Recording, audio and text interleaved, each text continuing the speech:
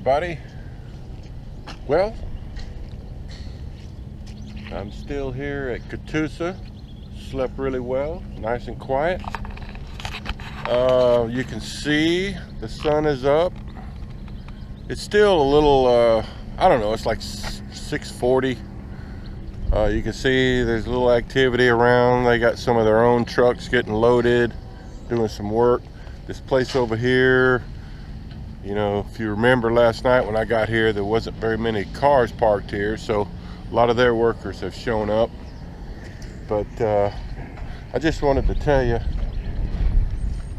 what I'm gonna do right now, just to prepare for them coming to get me, is I'm gonna go ahead and take all my securements off except for these 4 chains going across the top. That way I'll have most of them off, and then when the unloader comes to get me, all I'll have to do is putt around to one of those doors over there. So I've only got to drive a little ways, and I'll just keep it super slow and careful. So that's what I'm going to do now. All right, everybody, it's about 7:45. They just called me and told me to pull across the street into door 2W and bay number 2. So that's what I'm about to do.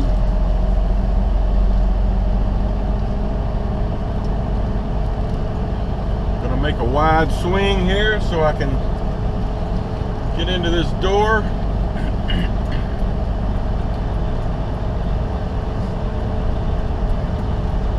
I took all my securements off except for the 4 chains going over the top. So once I get in here and get where they want me to be, I still got 4 chains to pull off.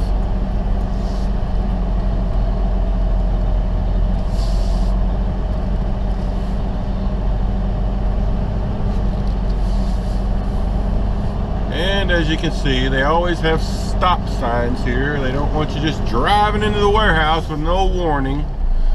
So before you enter, you got to put your hard hat on, safety glasses, and you always want to honk before you go in. All right, here we go. First unload of the day.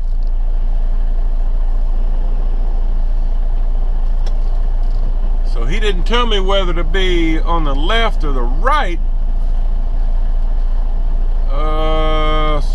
So I guess I'm gonna go to the right just to keep the lane open over here.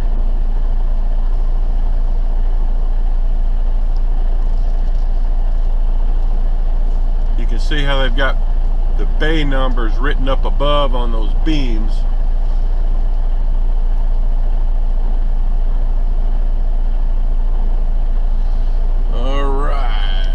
If I can get this thing kind of straightened up. They'll unload these with overhead cranes, so it's not like it's got to be perfectly straight, but straighter the better. And there appears to be another truck coming in behind me. Let's back up a little bit. Maybe this guy in front of me is about to pull out anyway.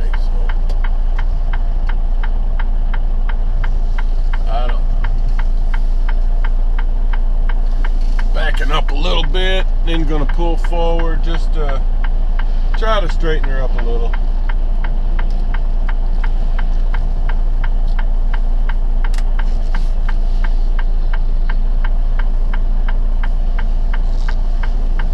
They don't like me filming, you know, getting out of the truck and filming.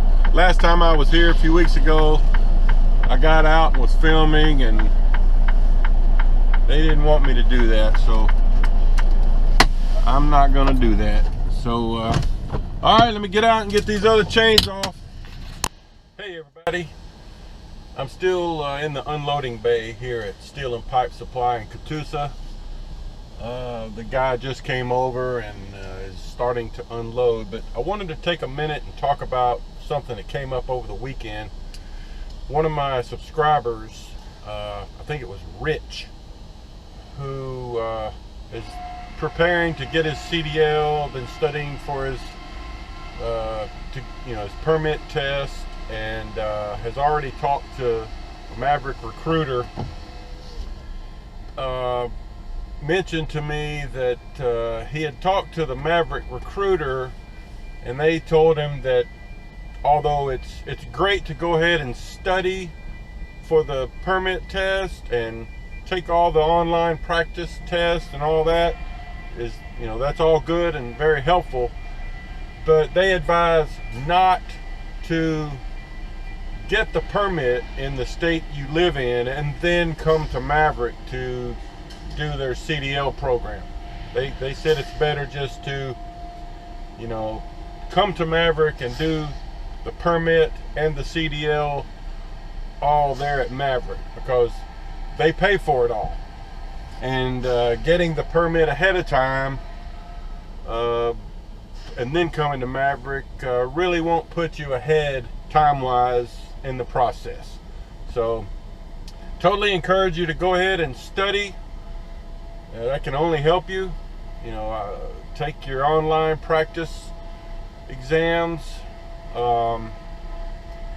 all that. It'll prepare you, but don't spend the money to go ahead and get your permit on your own wherever you live. Just wait, do it all at Maverick. That's what the Maverick people said. So just wanted to clarify that a little bit. I think on a previous video recently, I had actually encouraged going ahead and getting the permit, but I guess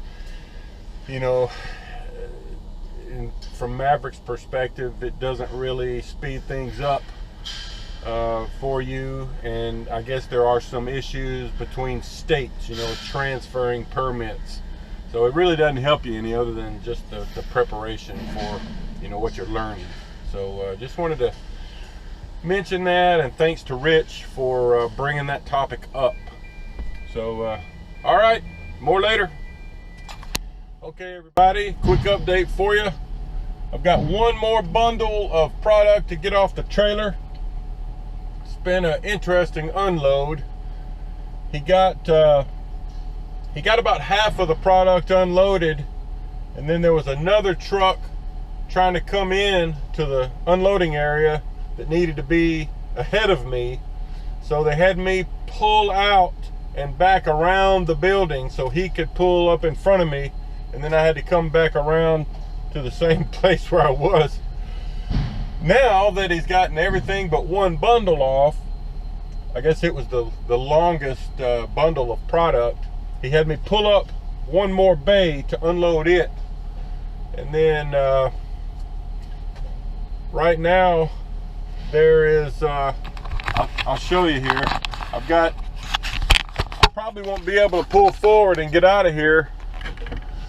You can see the warehouse in front of me is pretty packed, but there's nobody behind me right now, so I'll probably end up having to back out of here, which would be okay. It's just kind of tight and a weird angle, but we'll get out of here some way.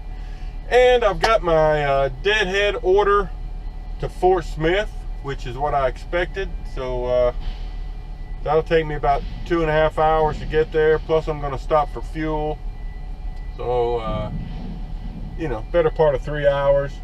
And I'll update you when I get there and see where we're going next.